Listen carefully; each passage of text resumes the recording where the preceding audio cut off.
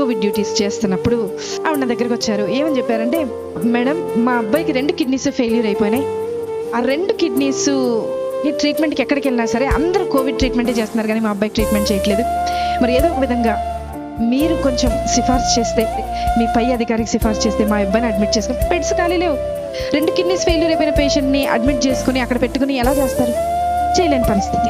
నేను అంటాను, ఒకసారి డాక్టర్ గారిని అడిగి చూస్తానమ్మా అన్న. డాక్టర్ గారిని అడిగితే డాక్టర్ గారు అన్నారు, 2 కిడ్నీల ట్రీట్మెంట్ ప్రస్తుతానికి మనం స్టార్ట్ చేయాలి అని అన్న, బేసిక్గా ఒక రోజుకి 24 గంటలకి 1.5 లక్షల రూపాయలు అవుతాయి. కార్పొరేట్ హాస్పిటల్ అది. మరి వాళ్ళు కడతారా? నేను ఆవిడ దగ్గరికి వచ్చి అడిగాను. ఆవిడ ఈ బైబిల్ చూపించి అందే, అమ్మా నాకు వెనక ముందు ఎవ్వరు లేరు, నా దేవుడే నా దిక్కు, నేను ఎక్కడికి వెళ్ళి వెతకలేను, అడగలేను, దేవుడిని పట్టుకుని చెప్తున్నానమ్మా, 24 గంటల టైం ఇవ్వు, రేపటి లోపల కట్టేస్తాను. మీరు ఎక్కడైనా చూసారా హాస్పిటల్లో డబ్బులు కట్టకుండా ముందు జాయిన్ చేసుకున్న వాళ్ళు ఎవరైనా చూసారా? ఆవిడ రిక్వెస్ట్ మేరకు పై డాక్టర్తో రిక్వెస్ట్ చేస్తే జాయిన్ చేసుకున్నాం. సరే, ట్రీట్మెంట్ జరుగుతూ ఉంది. చూస్తూ ఉన్నా, మొదటి గంట చూసా ఆవిడ ఏం చేస్తుంది, ఎవరికైనా మెసేజ్లు పెడుతుందా, ఎవరికన్నా వాట్సాప్లో మెసేజ్ పెట్టి డబ్బులు ఏమన్నా డొనేషన్ లాగా గ్యాదర్ చేస్తేమో. మధ్యాహ్నం 11:30కు ఆ సమయంలో అడ్మిట్ చేసాం. 12:30 అవ్వింది. అందరినీ అడిగా, ఆవిడ ఉన్నారు కదా, ఆవిడ ఏం తిన్నారో ఒకసారి అడుగుతారంటే మా నర్సులు అందరూ అన్నారు, మేడం ఆవిడ మోకరించింది, ప్రార్థన చేస్తుంది, అసలు మేము వెళ్తున్నా పక్కకి తప్పుకోవట్లేదు మేడం, మేము అలాగే ట్రీట్మెంట్ చేసి వచ్చేస్తున్నాం అన్నారు. సరే, ఆవిడని డిస్టర్బ్ చేయదు. మధ్యాహ్నం 1:30 అయింది, చూశాను ప్రార్థన చేస్తుంది. సాయంత్రం 4:30 అయింది, చూశాను ప్రార్థన చేస్తుంది. రాత్రి 6:30 అయింది, చూశాను ప్రార్థన చేస్తుంది. రాత్రి 9:30 అయింది, చూశాను ప్రార్థన చేస్తుంది. రాత్రి 11:30 అయింది. అంటే ఆవిడ మోకరించి 12 గంటలు అవుతుంది, ప్రార్థన చేస్తుంది. 1:30 రాత్రి, 1:30 అర్ధరాత్రి ప్రార్థన. ప్రొద్దున్న 4 నెక్స్ట్ డే స్టార్ట్ అయిపోతుంది, రౌండ్స్ స్టార్ట్ అయిపోతాయి, సెక్షన్ స్టార్ట్ అయిపోతుంది, అన్నీ స్టార్ట్ అయిపోతాయి, ట్రీట్మెంట్ స్టార్ట్. మాకు స్టార్ట్ అయిపోయింది, కానీ ఆవిడకి మాత్రం ప్రార్థన ఎండవల. 7:30 ప్రార్థన. మరుసటి రోజు 8:30 ప్రార్థన. 9ంటికి బిల్ వచ్చేస్తుంది జనరేట్ అయ్యి. ఆ రోజుకి డే స్టార్ట్ అవ్వాల్సిన బిల్ వచ్చేస్తుంది. బిల్ వచ్చింది. అందరు పేషెంట్స్ రౌండ్స్ అయిపోయినాయి, ఈవిడ దగ్గరికి వెళ్ళాలి. నా పైన ఉన్న డాక్టర్ అడిగారు, అమ్మా ఆవిడ బిల్ కట్టారా అని అడిగారు. నేను చెప్పబోతున్నా, నాకు భయం వేస్తుంది. ఎందుకో తెలుసా, ఆవిడ కట్టకపోతే నేను కడతానని చెప్పాను ఆయనకి. కానీ ఆవిడ ప్రార్థన చూసి నేను అనుకున్నా, కనీసం ఒక 75% నేను కడదాం, ఏదో చేయను ఉంటుంది కదా, మా ఆయనకు తెలియకుండా అమ్మేసి కట్టేసేద్దామని అనుకున్నా. తెలిస్తే ఒప్పుకోరు కదా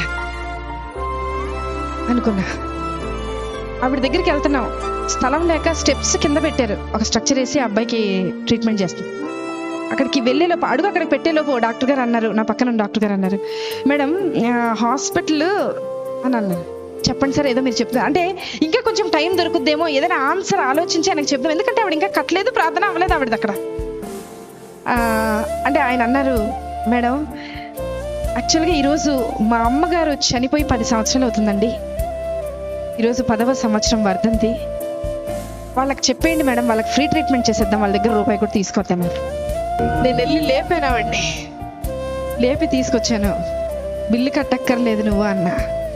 నాకు తెలుసు మేడం, నా భర్త వదిలేసి వెళ్ళిపోయినా, నా బిడ్డ నా చెయ్యి దాటిపోయినా, నన్ను ఈ లోకంలోకి తీసుకొచ్చిన యేసయ్య నా చెయ్యి విడిచిపెట్టడం. ఒక మాట చెప్పినా, ఆవిడ సెటప్ బాగాలేదండి, చీర మొత్తం చినిగిపోయింది, బ్లౌజ్ చినిగిపోయింది, జుట్టు సరిగా తవ్వలేదు. నేనన్నా, నీ బయట గెటప్ బాగోలేదు, కానీ నీ లోపల సెటప్ విశ్వాసం మాత్రం చాలా బాగుంది. మాకు నన్ను కూడా కలుపుకున్నా, మీతో పాటు నన్ను కూడా కలుపుకున్నా, మాకు గెటప్పులు బాగున్నాయి, పనికి రాని గెటప్పులు ఇవి, కానీ లోపల సెటప్ లేదు. బయకి గెటప్ ఏ ఉపయోగం?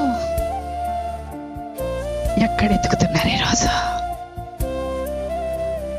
వద్దాం ఏసై దగ్గరికి, వద్దాం ఏసై దగ్గర ఎత్తుకుతాం, ఏసై దగ్గర వెతుకుతాం. ఆవిడలాగా 24 గంటల ప్రార్థన నేను ప్రారంభించమని చెప్పట్లా, ఆవిడలాగా 10 గంటలు చేయమని చెప్పట్లా. విసుకక్క ఆయన సన్నిధిని వెతుకుతూ ఉంటాం, విసుకక్క వెతుకుతాం, మళ్ళీ మళ్ళీ వెతుకుతాం. ఖచ్చితంగా నిశ్చయముగా ఆయన నీ పక్షాన కార్యము జరిగించును గాక. ఆమేన్.